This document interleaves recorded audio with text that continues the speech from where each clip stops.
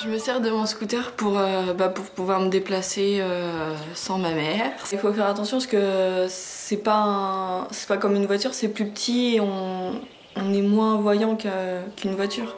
Audrey a 14 ans, elle a eu son scooter il y a 9 mois. Sa mère Bernadette se souvient de la première fois. Quand elle a eu son scooter, je l'ai laissé aller. J'ai attendu, on va dire, 5 minutes, 5 bonnes minutes.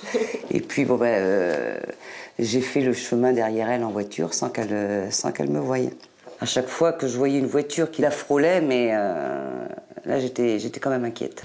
Ah, le deux roues, le cauchemar des parents, mais le rêve de milliers d'adolescents.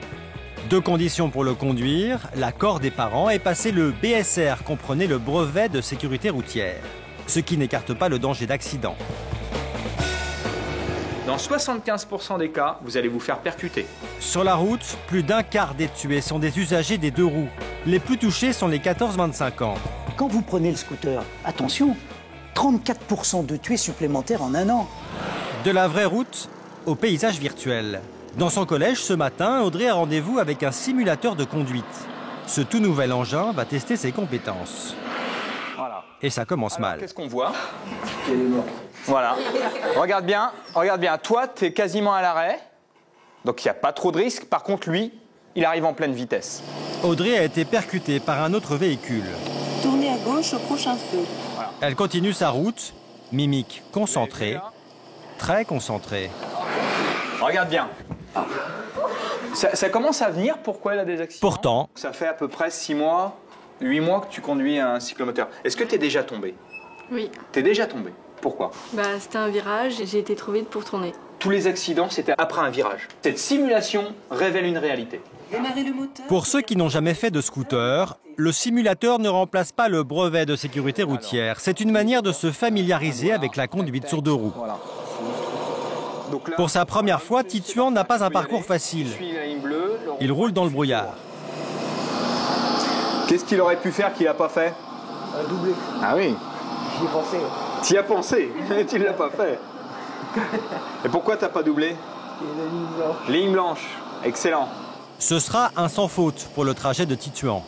Un fait exceptionnel puisque dans la réalité, 9 fois sur 10, les accidentés des deux roues sont des garçons. Ses capacités d'anticipation sont énormes. Apprendre à anticiper et surtout réguler sa vitesse. C'est aussi la mission de Monsieur Moto. Il en existe un par département. Son quotidien, faire de la prévention, comme dans ce centre de formation pour apprentis. Un public très concerné. Pour eux, le scooter est indispensable pour aller travailler. Relevez la main ceux qui ont un scooter et qui conduisent un scooter. Hein. Entre nous, vos scooters sont débridés tous? Levez la main ceux qui ont un scooter non débridé, c'est-à-dire il est exactement d'origine. D'accord. Ah, il n'est pas débridé? T'as pas eu le temps? Non, pas l'argent. Tu as un scooter? Non, j'ai une 50. T'as réussi à l'amener à combien? Je le sais, alors tu peux me le dire en tout... 110, 120. Ouais, voilà. Tes freins, tu les as changés? Bah non. Ton châssis, tu l'as changé? Non, Tu roules à 110, 120. Donc tu doubles ta capacité de puissance. Mais tes organes de sécurité pour la maîtrise de l'engin, ils sont restés 60. Ben voilà, on va plus vite, donc les conséquences physiques dans l'accident sont beaucoup plus graves. Comme ce jeune, 80% des cyclomotoristes débrident leur engin. Un acte pourtant interdit par la loi. Et en cas d'accident grave, sachez que le deux roues n'est pas assuré. Après le débridage, petit rappel de l'équipement de base et de sa bonne utilisation. Vous avez vu ça? Bon. Vous avez vu aussi certains mettre le casque, fermer la jugulaire, mais très aéré, quoi, 3-4 cm.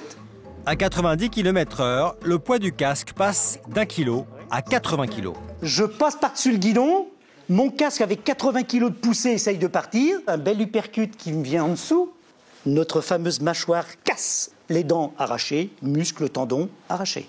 Monsieur Moto va encore plus loin dans sa démonstration. Il explique les conséquences irrémédiables de certains accidents. La vie en fauteuil roulant. Donc la marche n'existe plus, mais on va plus aux toilettes par ses propres moyens. Érection, éjaculation, amour et compagnie, c'est terminé, il n'y a plus de plaisir. Tout ça, c'est du nombril jusqu'au doigt de pied, il n'y a plus rien. Le message semble faire réfléchir les garçons. Mais appliqueront-ils les conseils pour limiter leur prise de risque? Réponse à la sortie du cours.